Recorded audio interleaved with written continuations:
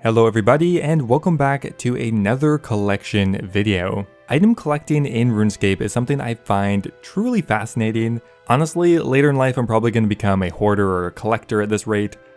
I just kind of like collecting things. Whether it be Pokemon cards or video games, I've always had a fascination with collecting, so I'm sure you can imagine that collecting in RuneScape interests me a lot. Now throughout the last 2 or 3 years, I have released a couple of videos on item collecting.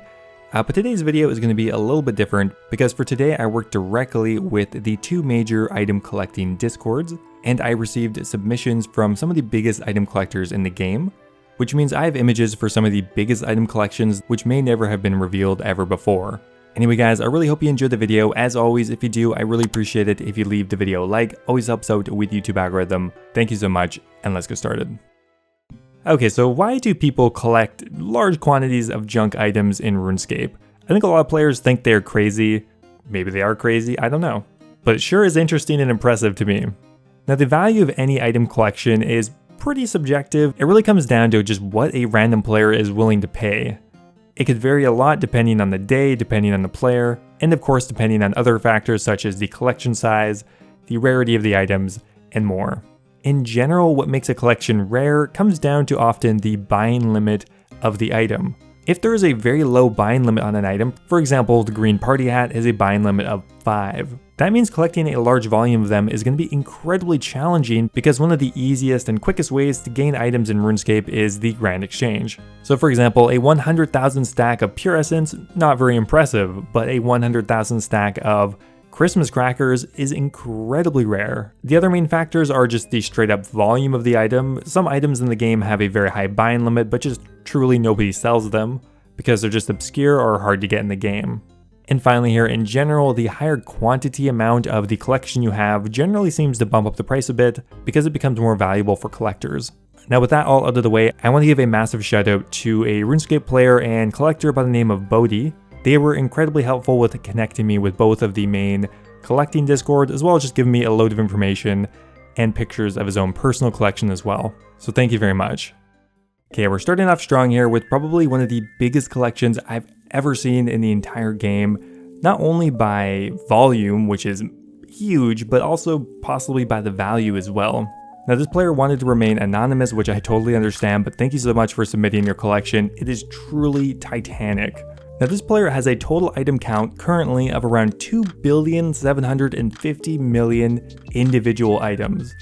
Getting 2.7 bill coins is very challenging for most players, but this player somehow managed to do it with items that have huge buying limit restrictions and are way harder to obtain in bulk than cash is. Honestly, finding a single 100 mil stack of any item is already incredibly impressive, but this player somehow has managed to nearly do 28 of them now.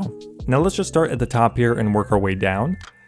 First up here we have runes, which granted the buying limit recently was changed to be much higher, but most likely most of these were obtained at the buying limit of 20,000, which means just to obtain the runes it would take around 53,000 times the buying limit to get them on a singular account. Now it's pretty clear by the size of this collection this player purchased large bulk quantities from other collectors and probably used multiple accounts. What's even more impressive is just the pure value GP-wise of the collection. Just to buy these runes for the base price on the GE would be around 3 to 4 billion GP just in cash, and that's not even including the premium this collection would probably draw just for being so massive. Okay, next up here we have the Tar collection and the arrows. Most of these are sporting a buying limit of only 7,000. Now I'm particularly impressed with the arrow collection because not only do they have a very low buying limit relatively, of 7,000, they're also not all dirt cheap. For example, it looks like on the end is mithril arrows, which currently are valued at around 20 GP each, which means that is around 2 bill of mithril arrows, which is crazy. And then at the bottom here we have the miscellaneous items, pretty much all rocking a 100 mil stack. So in total, we have a rough calculation for a couple different things. Now to obtain this collection on one account, for example, it would take roughly 250,000 times the buying limit or more, which is around 45,000 days of purchasing items on the Grand Exchange or around 123 years. It would take an entire lifetime or 2 to obtain this collection if you're just doing it on your own with one account. Obviously that's not the case, but it's just for comparison. And the total monetary value, I've ballparked at around 13 to 15 bill just on paper. Obviously, the collection would draw a lot more attention and a lot more value just because of the sheer size of it, the time it would take to collect, and the fact that it's nearly complete. So a truly awesome collection and a great way to start us off. Now, coming up next here is probably the kingpin of burnt item collecting. Now, this collection is from a player named BurntTame. And this is by far the biggest burnt collection I've ever seen, and as far as BurntTame is aware, the largest burnt item collection by volume in the game. Now just a quick recap on burnt items. Yes, they are tradable, so you can trade them between different players, however they are not sellable on the Grand Exchange, which means no buying limits involved, however they're extremely rare and uncommon to come by. As for the majority of players, they are worthless, either just dropping them on the ground or just taking up space in their bank forever. But within the collecting community, there is a bit of a fascination with items that can only be traded back and forth. This is somewhat because the collections are viewed as a bit more prestigious and becomes more of a social community project, because really the only way to get a big collection is by trading other players. Now in general, the more common burnt items are the mid to high level food items. For example, lobsters and sharks are incredibly common. Now that comes down to the fact that usually at a certain level you will stop burning items. So in BurntTame's collection, the most common ones are at the top left, and the more rare ones are at the bottom. In general, the burnt items that are the most rare are those that have the shortest period of time where you can burn them. For example, burnt shrimp are way more rare than burnt lobsters just because you can only really burn them for the first 30 levels of your account or so. After that, it's physically impossible to make more. Now, the burnt food collecting community is very tight-knit, and one of the rarest things in that community is to have a green stack of any burnt food item. Now, as far as they are aware, there's only a total of 6 green stacks of burnt items. BurntTame has 3 of them, being the lobster, the shark, and the tuna, and the other 3 are owned by other members of the community. Now, BurntTame's collection in this image contains over 50 million burnt items, and like I said, as far as they're aware, is the biggest collection by volume in the game. Now, the value of a collection like this is incredibly subjective. There's not exactly a street price of any of these collections or any of these individual burnt items. It can vary a lot, but suffice it to say, to the right person, this collection would be incredibly valuable. Now, BurntTame's collection goals are to get the very top row of this collection all a green stack. The one he's going for next is burnt salmon, which as far as they're aware, again, no other person in the game has a green stack of burnt salmon. BurntTame would be the very first person to get that.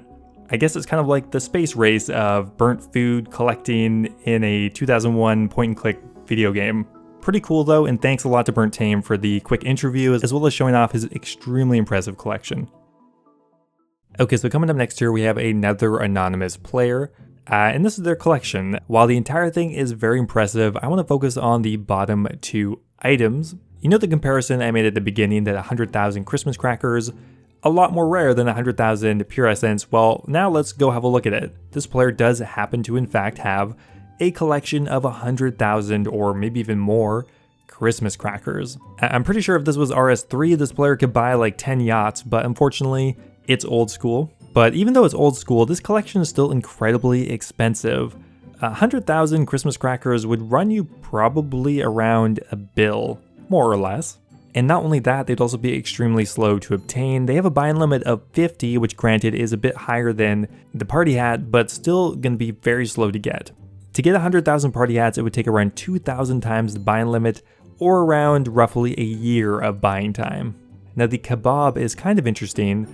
The buying limit is fairly high, it's 6,000, yet the actual volume of kebabs that are traded every day, kind of low. Theoretically, you could buy up to around 36,000 of these every 24 hours, but that is not going to be the case most days, because oftentimes there are way less than 30,000 traded on the Grand Exchange.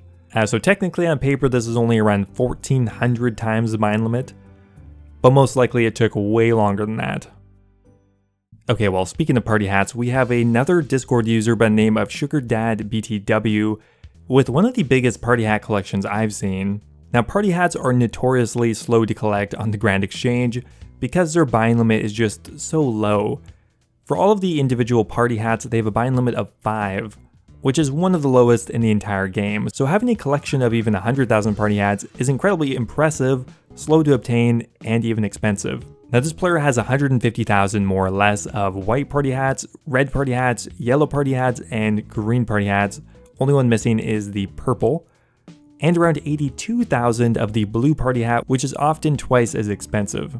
In total, this collection contains 692,000 party hats, which together is around 138,000 times the buying limit, which is around 23,000 days of buying time or 63 years. If I put offers in for nearly 700,000 party hats on my main account, I might not even be alive by the time those offers are completed. Not only is this a very time-consuming collection, the GE value of this collection is around 2 to 3 bill. The price of party hats do vary a lot, so it could be easily way more than that or even maybe less, but still an absolutely crazy collection.